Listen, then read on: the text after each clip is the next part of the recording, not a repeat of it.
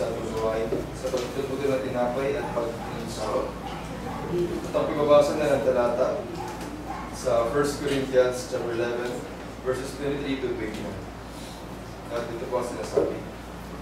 Sapagkat tinanggap ko sa Panginoon, ang ibinibigay ko naman sa inyo, na ang Panginoong Hesus sa gabing siya pagkanulo ay dumampot ng tinapay. At nang siya'y makapagpasalamat, ay kanyang pinagputol-putol at sinabi, ito ay aking katawan na pinagputol-putol dahil sa inyo. Gawin niyo ito sa pagkaalala sa akin.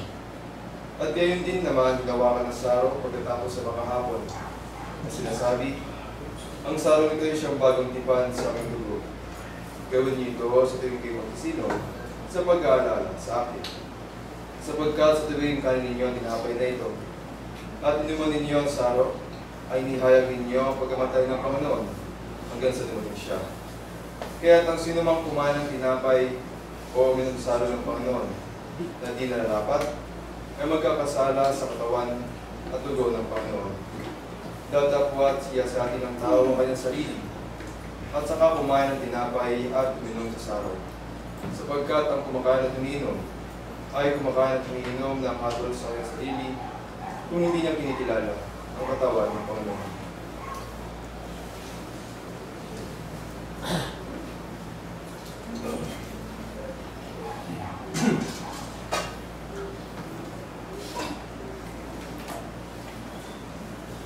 Tayo po yung puto.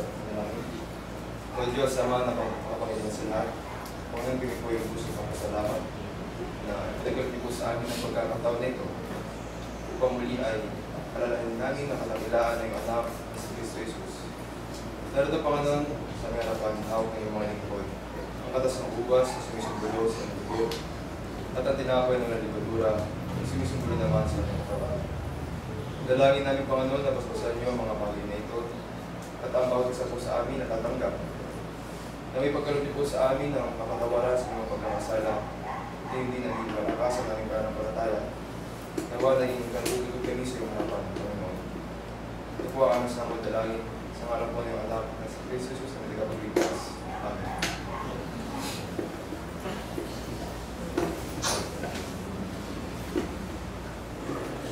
Tawanan po tayo para sa pag-aampagan. Umuli babasa na ng talata sa 1 Corinthians chapter 16 verses 1 to 2. Ngayon tungkol sa ambagan sa mga banal, ay gawin din naman ninyo kaya inutos ko sa iglesia ng Galatia. Tuwing unang araw ng Sanglinggo, ang bawat isa sa inyo ay magbubuhat na magsimpan, ayon sa kanyang iniinhawa, upang huwag nang gumawa ng mga bagat sa pagpariat ko. At tuwigin pa natin ang bringing in the sheaves. Sowing in the morning. Ready? Sing. Sowing in the morning, sowing seeds of kindness, sowing in the noontide and the dewy eve, waiting for the harvest and the time of reaping, we shall come rejoicing, bringing in the sheaves, bringing in the sheaves, bringing in the sheaves. We shall come rejoicing.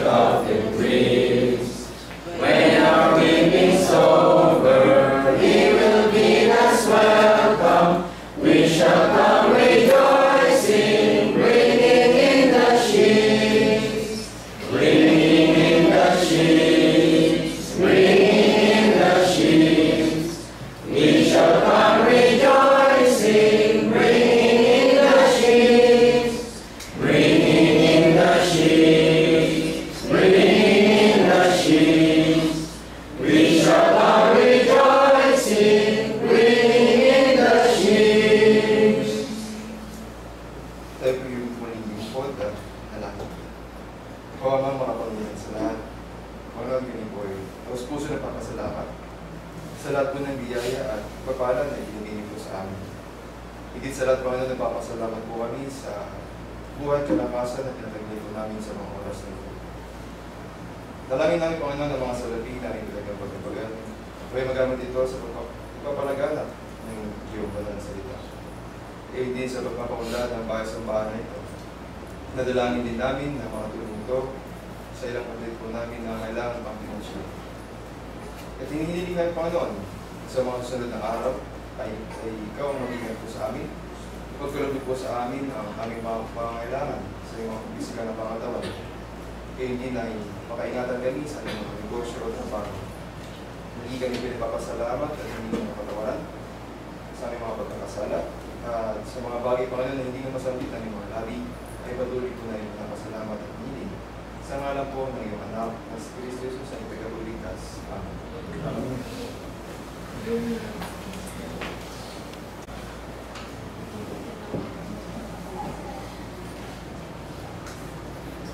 Muli po tayo nagpapasalamat sa lahat ng ating mga kapatid na dumalo sa makabuluhang gawain na ito. Nawa ay naging matibay ang ating pananampalataya sa mga paksa na ating pong napakinggan. Meron po kayong katanungan tungkol sa ating paksa. Sige po kay Brother Lemon. Brad, may tanong lang ako. Dahil sa mga idol, di ba ang isang tao na marami akong tulungan, bakit ang tawag niya ay idol? Ang tulad ni Rapi Lord po. Marami siyang natutulungan. Opo. Kaya ang tawag sa kanya, idol. Ano Parang- ba yun? Pagsampa ba yun? O paghanga? Ano? Mga paghanga lang po. Kasi yung idol po yung sinasamba na. Yung parang pinukuha mo na yung kanyang mga poster, sinasabitan mo na ng mga kung ano-ano para pagsamba na yung pagkamilan. Pero yung sa tawag naman po, wala namang ano. Tawag lang. Parang ganun lang yan. Pero po, sana po nasagot yun. Eh, brother. Naisip ko po kasi dapat to ay asin at ilaw. Nung kinukupos ko tong paksa, pwede pala siyang paghiwalayin. Kaya yung next week, kung lulubin ng Panginoon, yung ilaw naman. Gaganda eh, mahaba pa yung paksa, ano? Ito ay mayroong 155 slides na.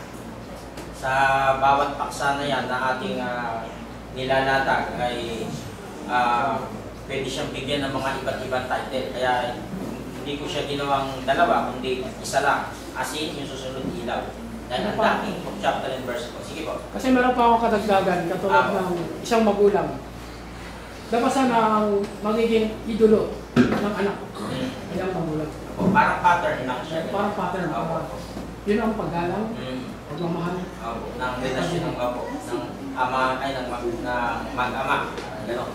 Kasi binabawal ng banal na kasulatan na kung ang isang bagay ay magiging parang siya na lagi yung priority. Kasi di ba nakalagay po na